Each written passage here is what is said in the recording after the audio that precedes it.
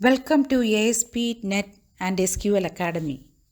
In this video, we will dive deep into SQL Select queries with practical examples using a sample table. Whether you are a beginner or looking to sharpen your skills, this tutorial has got you covered. To understand SQL Select, we will work with a sample employees table containing details like employee ID, name, department, salary, hire date, and city. This query retrieves all columns from the employees table.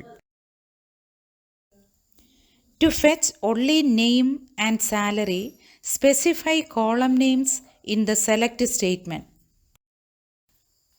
This query retrieves employees who belong to the IT department. Here we filter employees from IT earning more than 80,000. Order by sorts records in ascending order by salary.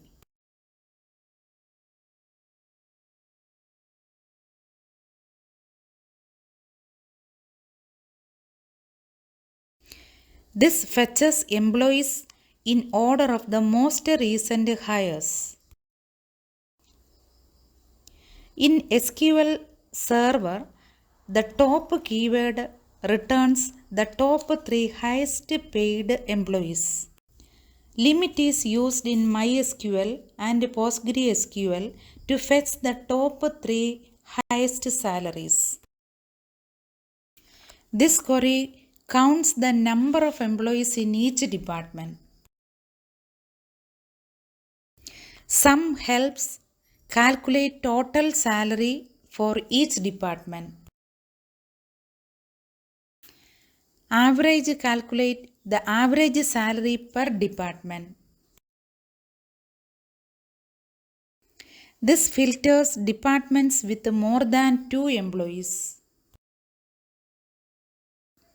Here we filter departments where total salary exceeds 1,50,000. Distinct helps remove duplicate department names.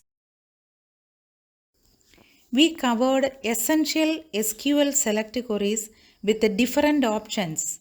Try these on your own database and share your doubts in the comment section.